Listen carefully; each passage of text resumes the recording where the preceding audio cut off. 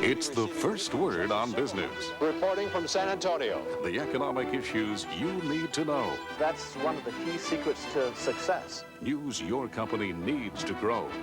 Wake up to the world with First Business on USA. Coming up next.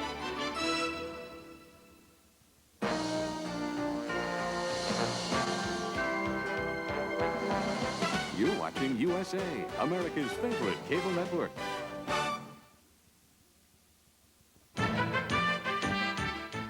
Monday, July 20th, 1992. In the news this morning, the rhetoric of Campaign 92 heats up as both major candidates for president set their sights on the ailing U.S. economy. And the hottest heat wave of the summer settles in over many parts of the country with a vengeance.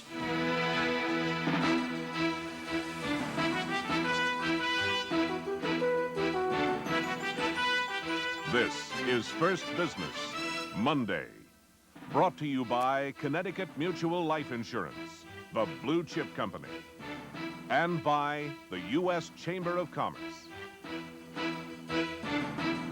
Good morning from Washington. Bart Eckert has the day off. I'm Bob Beard. And I'm Melissa Gardner. Topping our news today marks the start of the first full week of campaigning for the White House by the current occupant and by the newly installed standard-bearer of the Democratic Party.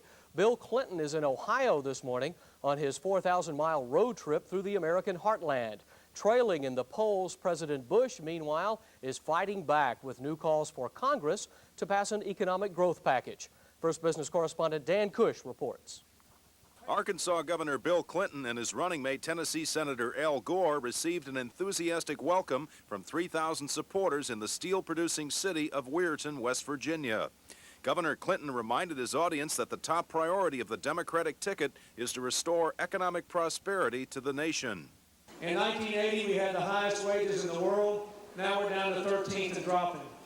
Most Americans in this country, most Americans in this room, most Americans outside are working harder for less money than they were making 10 years ago. Isn't that right?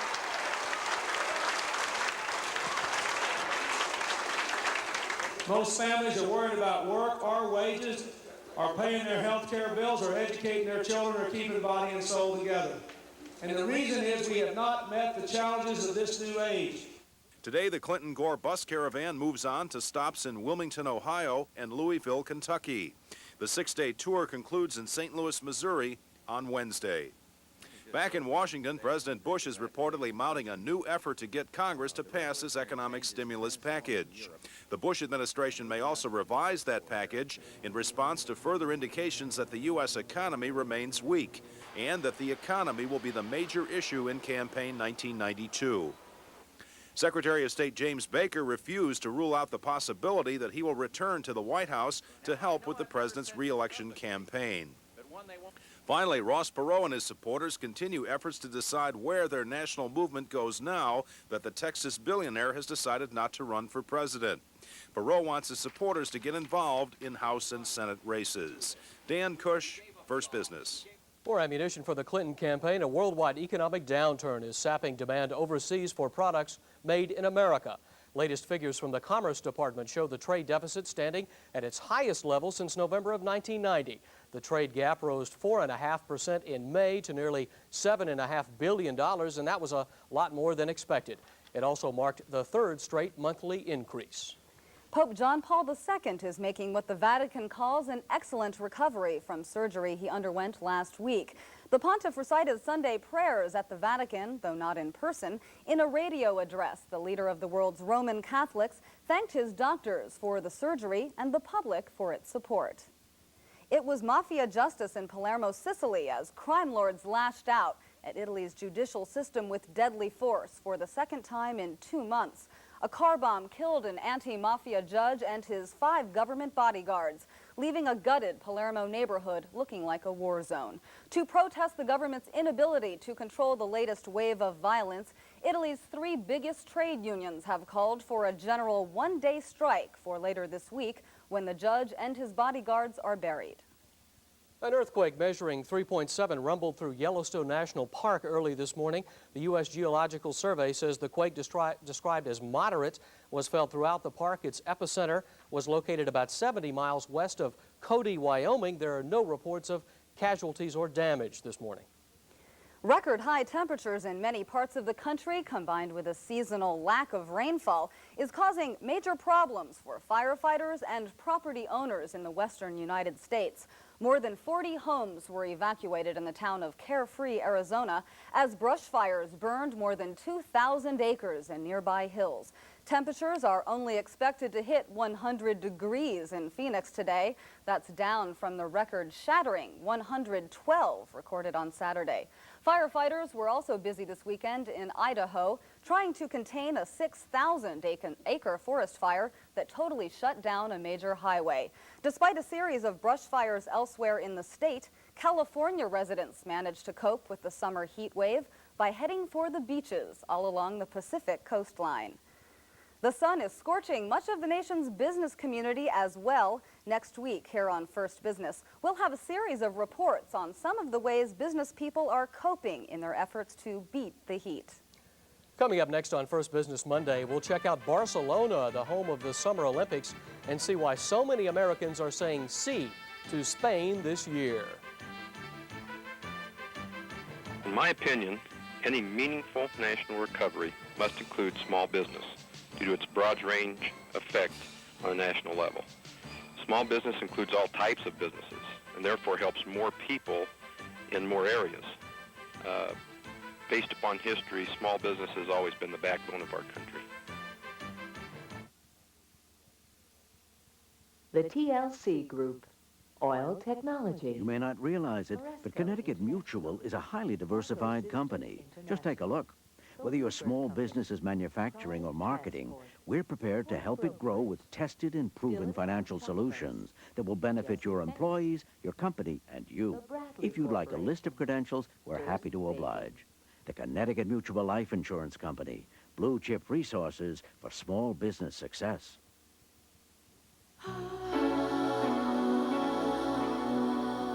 We live in the age of majestic cruise ships.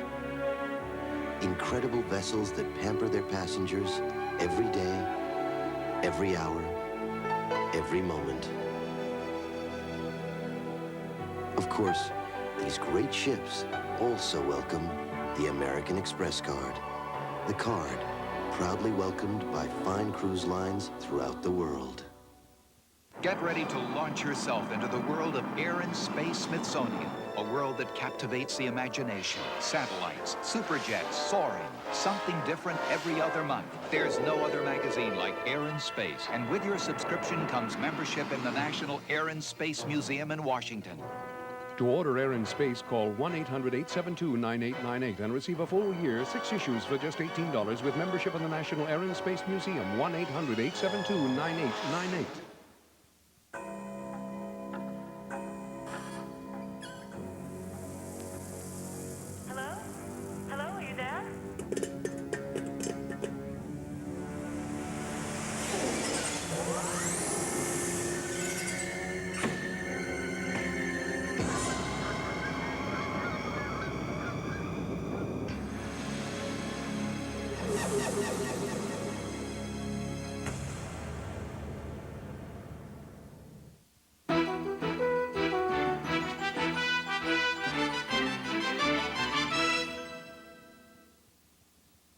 In New York, Wall Street begins a new trading week today, sharply lower on disappointing earnings report from IBM and big losses on overseas markets. Here's more on our market wrap from Bob Leveroni of Bloomberg Business News. Stock markets closed mixed last week as disappointing earnings reports from U.S. corporations, conflicting economic signals, and presidential politics dominated financial news. A sharp sell-off on Friday led the Dow Jones Industrial Average down on Friday, but the week closed up 1.04 to 3331.6. The broader New York Stock Exchange Composite Index was up slightly, 0.63 to 228.51. On the American Exchange, the week ended up 4.18 to 386.5, and over-the-counter stocks closed up 2.7 to 570.5. Widespread weakness in technology stocks paced the most active list on Friday, with IBM closing down 5 3/8 to 94 7/8, and Apple Computer down 3 5/8 to 45 1/8. Analysts cited a disappointing earnings outlook for these and other technology companies. However, digital equipment rose 2 3/8 to 43 3/8 on news that its founder and chairman, Kenneth Olson, was retiring. On the news, digital was raised to a buy at Alex Brown. Interest rates ended the week mixed in late trading on Friday. The 3-month Treasury stood at 3.22%, the 1-year Treasury at 3.47%, and the 30-year benchmark ending the week at 7.68%. At the Bloomberg Forum, we spoke with Stuart Eisenstadt, former Chief Domestic Policy Advisor to President Carter and key participant in drafting Clinton's platform for the Democratic Party. He told us about their plans for economic growth and government spending. The problem is that we're spending in the wrong areas, and we need to spend in areas which will create wealth, such as infrastructure, education, job training, apprenticeship programs for a better educated workforce, at the same time as we're reducing non-essential spending, defense spending, and increasing taxes on the super wealthy and on foreign corporations. But voters will want to know if this will be enough to create jobs and take us out of our economic slump. Richard Hoffman, Chief Investment Strategist at Cowen & Company, comments. During the 1990s, what's happening is we're delevering ourselves. That's producing what I call life in the slow lane. The problem is, again, that people, as you just said, think it's a slump. In reality, that's just the way the world is right now. It's not the 80s. We're going to have to work our way through this very, very slow process. The markets will no doubt reserve final judgment until all the votes are counted in November. Historically, though, you cannot make a clear distinction between a Democratic and Republican administration on whether the stock market over any appreciable time will go up or down. For First Business, this is Bob Leveroni, Bloomberg Business News, New York.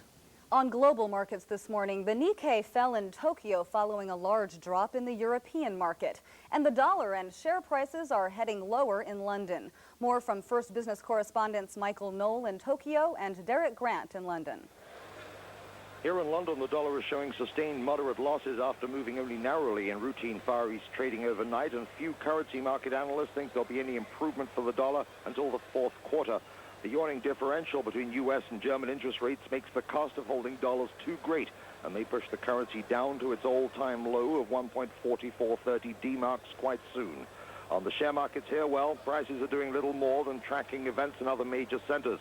After New York's drop on Friday and Tokyo's 4% fall today, prices here are splashed with red. In London, Derek Grant, First Business.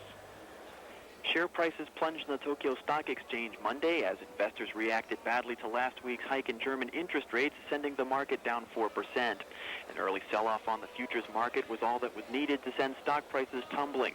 The key Nikkei 225 lost 664 points, sending it down to 15,884. The dollar finished down 0.67 yen to close at 124.61 yen. In Tokyo, Michael Knoll, First Business.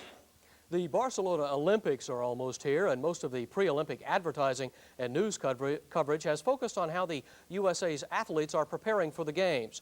But for the host country, going for the gold means more American tourists are focusing on Spain as a vacation hotspot. Kai Grunnings reports. This is the summer of Spain. The eyes of the world are on Barcelona and on the Expo 92 World's Fair in Seville. But what will happen after the Olympic flame has been put out and the TV cameras switched off? Will Spain be able to turn all the attention into dollars? Our main challenge in the U.S. market is to bring in more numbers, more American tourists. We receive 54 million visitors every year, and only 1 million of them are American. For years, Spain has been the #1 vacation choice for Europeans. A lot of them head straight for the sands, sea, sports, and spectacle of the Costa del Sol. Others come for the castles and cathedrals, for nature, music and nightlife, and art that includes Picasso, Dali, and Miro. But what do Americans know about Spain? Bullfights, fiestas, I don't know. Not a lot. My image is relatively good, although I don't know very much about the country. To sell Spain, we have to create a very clear picture in our customers' minds of an exciting place, one that they want to be in, so they'll put themselves into that picture. At present, we have the challenge of a blank canvas, and it's our job to help the customer fill that in. So American Express, Iberia Airlines, and Spain have embarked on a $10 million campaign to show Americans what Spain as a whole has to offer. 500 years after Columbus sailed from Spain, Spanish tourist officials are counting on Americans to make the return trip. Kai Grunnings, First Business. Still ahead on First Business Friday, much of the nation is getting wet this Monday morning. We'll show you where in the weather. And the new Americans with Disabilities Act, it goes into effect soon, and we'll show you what it means for small business.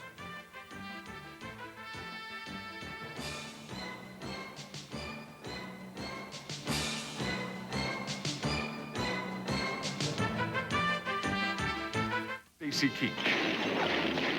Listen, this is serious business, pal. The new Mike Hammer on USA. Weeknights at 11, 10 Central. Las Vegas Magic. Excalibur Hotel Casino, Las Vegas. All rooms $45 Sunday through Thursday until September the 3rd. 7 marvelous restaurants. Non-stop entertainment. North America's only Magic Motion Simulator Theaters. For reservations, phone 1-800-937-7777. Excalibur. It will take your breath away. How much would you pay for expert advice on financing your small business, on managing employees, on running a family business? How much would you pay for tips on health insurance, retirement planning, government regulations? Well, you can get all this good advice and more for just $12 a year when you subscribe to Nation's Business. You'll get 12 monthly issues packed with advice you can profit from, all for just $12. Call now and subscribe to Nation's Business. For 80 years, the Small Business Advisor. Stop breaking your back pulling weeds. With the Weed Queen, you'll never have to bend over again to pull weeds. Just push, twist, and pull. Fast, simple, and easy. The Weed Queen is the best weed digger ever made. The cutting teeth and the cone-shaped blade grab the root as you twist. The patented root trap gathers and compacts the root and the weed. The Weed Queen is fun to use. You'll love to pull out those nasty weeds. Now, that's getting to the root of the problem. The Weed Queen is so easy to use. Just push, twist the handy handle, and pull out the weed. The Weed Queen works great, fast and simple to use. Everyone wants the Weed Queen. Get right to the root of the problem. The Weed Queen is safe for the environment, no need for harmful chemicals. The Weed Queen offers a lifetime guarantee. Absolute lifetime guarantee. Call now toll-free. Ask for the Weed Queen. You'll never have to bend over again to pull weeds.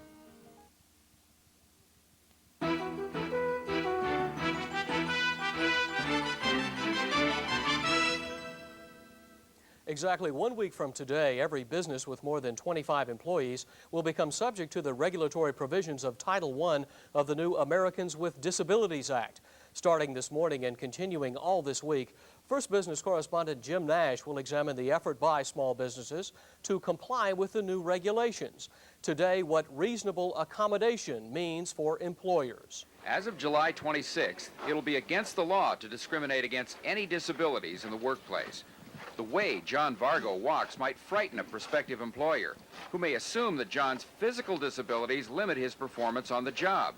But when John sits down at his workstation, he uses no special equipment, and his high intelligence and job skills make him a competitive worker. All right, great. Can I talk to you later? The cost to accommodate John's disability? $0. But many others with disabilities do need accommodation, like those hired in the McDonald's McJobs program, or industrial workers at the Boeing Company, both proactive programs in place long before the employment section of the Americans with Disabilities Act, Title I, becomes law. From Boeing's position, it has been a good business decision. And any time that we can take people with disabilities and help make them productive workers and put them into the workplace, it's a good business decision. What is reasonable accommodation is pretty obvious when it comes to things like this. Providing equal access to a building for everybody. But Title I of the new law also says that the larger a company, the more it should be willing to spend on job accommodation for each of its disabled employees. And that means that smaller companies have a lesser burden. However, none of it has been quantified yet. John Kemp is trying to find out what the real costs will be. Hi, John. How are you? The executive director of United Cerebral Palsy was born without lower arms and lower legs. His dexterity with prosthetic limbs proves that mainstreaming brings out the best in every person. United Cerebral Palsy has surveyed 146 companies across the country. We found out that 88% of them already employ people with disabilities. Most of them are companies that employ 500 or fewer individuals totally, but 65% spent under $100 and 7% spent over $1,000 on individual accommodations for people with disabilities. So most, by far, are under $500 in expense. Rick Douglas is executive director of the President's Committee on Employment of People with Disabilities. We're not supposed to do anything that's not reasonable, anything that's going to cause undue hardship in our business and not required to do it. We're not required to do things that aren't readily achievable. This makes sense. We should have done it years ago. But many employers do fear lawsuits are coming. Tomorrow on First Business Tuesday, two consultants tell us what is undue hardship for a small business. Jim Nash, First Business. Now another work week underway. Here's a look at the national weather for this Monday morning. The satellite map is showing storms this morning in Michigan, Illinois, Kansas, and Nebraska, and along the Gulf Coast and Texas. It's cloudy in the Rockies, clear in the southwest. The jet stream is flowing over the northern tier of states today, bringing cooler than usual temperatures and some rain. The south and west will remain warm. This afternoon's forecast calls for scattered showers and thunder showers from the northeast south to the central plains. Storms are also likely over much of Florida and the Gulf Coast beaches. Highs today will be in the 90s from the mid-Atlantic states to Florida and over to California, 100s in the deserts. Much cooler air will hit the northern plains and Midwest with 60s in Minnesota and Wisconsin. Tomorrow, look for a cold front moving east through New England, bringing showers. It'll also be stormy in the central Rockies and plains and mostly sunny from the Dakotas to Michigan. If you've got a comment or a question about any of the stories you see on this morning's program, please give us a holler on our First Business information line. The toll-free telephone number is 1-800-521-3442. To reach us by fax, the number is 202-463-5702. And coming up on First Business Monday, how one company in Kansas City is shifting into high gears in the truckers' insurance business and rolling in the dough. Former heavyweight champ Tim Witherspoon is back to prove he's still got what it takes when he faces Everett Bigfoot Martin. Budweiser presents USA Tuesday Night Fight tomorrow at 9.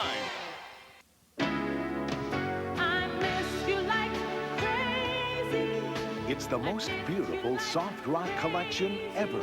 You know I love you, but I just can't take Heartland Music presents Always. 40 unforgettable hits. I don't know much, but I know I love you. Oh, girl. Classic love songs. Take my breath away. 40 of the hits you love. Say it loud. Say it clear.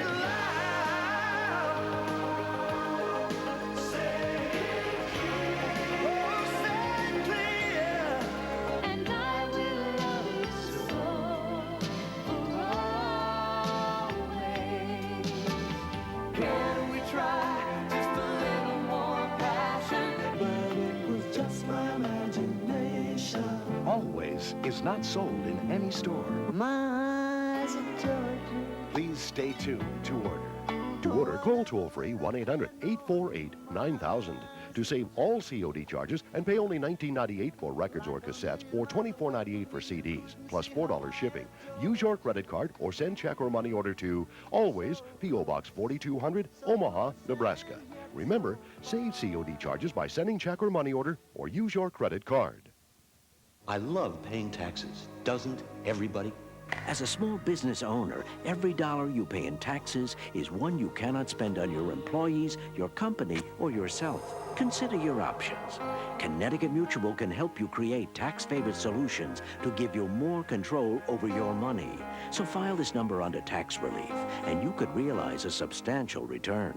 The Connecticut Mutual Life Insurance Company, blue chip resources for small business success.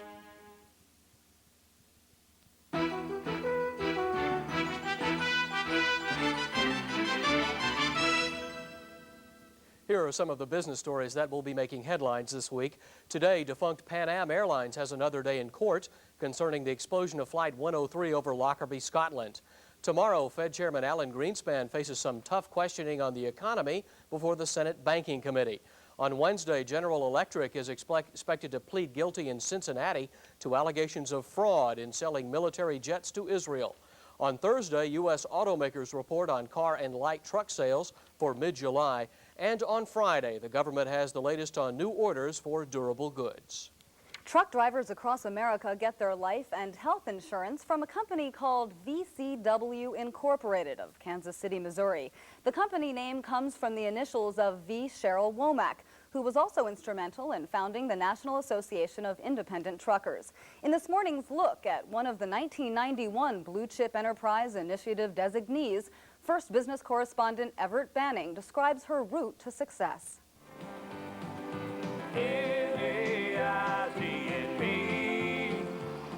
We'll go that extra mile to see that your request... The highway music and the financial advice for truckers is presented on audio tapes distributed by VCW Inc. of Kansas City.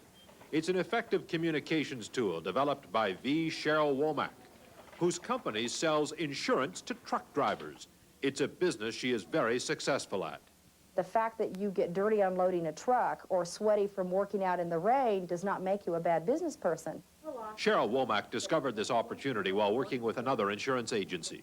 She set out on her own in 1982, and after 9 years, she has a staff of 53, serving more than 7,000 trucking clients. She admits that she chose a tough line of work. Both the industries I'm in are male-dominated, and that's clear. And you are constantly putting your best foot forward, showing them that you have the knowledge and the desire and the passion. Womack also had to fight a lawsuit from her old partners. The suit threatened the loss of the agency's clientele, members of the National Association of Independent Truckers, which is a group that happened to be founded by Cheryl Womack. She fought the suit and won, and the legal problems had a surprisingly positive effect. The potential loss of her clientele forced Womack to refine her strategy. She rededicated her efforts to provide innovative products and unmatched service to truckers. I've even been interviewed and had someone ask me, was my father a truck driver? Because I care so much about what happens to them. The next challenge came when VCW's insurance company stopped writing workers' compensation insurance. Insurance for the trucking industry is highly specialized, and other insurers were unwilling to take on her business. So you go to a very distinguished service provider, like the insurance company, and you say, I want to bring a new product to you, truck drivers, and they're aghast. They don't know what to think. So VCW itself created a new insurance policy that appealed to insurers and met the specific needs of its truckers. Not only did that help VCW land a new insurer, it established them as pioneers. Its policy is now a blueprint that other companies follow. Womack also says focusing on her employees was critical to overcoming startup problems and other difficulties. VCW runs a daycare center in the office. Employees can earn bonuses and get up to $1,000 for effective business suggestions. And people can be promoted to the top quickly. For any one person to stand at the top and act like he or she did it all, it's a short-termed top. You soon will slide. Lots of phenomenal people who were given the same opportunities just like myself and obviously rose to the challenge. The next challenge came in 1989 when California passed a law requiring truckers to carry workers' compensation insurance, a type of coverage not available on the market. Her motivated staff was able to run the day-to-day business. That allowed Womack and 2 executives to dedicate themselves to a successful search for new coverage. Today, membership in the National Association of Independent Truckers is over 7,000, and VCW's annual sales for 1990 were $20 million. A 3-year increase of 265%. So by establishing a niche with specialization in the trucking industry and with emphasis on people, they deliver a good product and win over some of the toughest customers in the country. Everett Banning, First Business, Kansas City. That's it for First Business Monday. For Melissa Gardner, I'm Bob Beard. See you tomorrow. First Business, Monday, has been brought to you by Connecticut Mutual Life Insurance, the Blue Chip Company, and by the U.S. Chamber of Commerce.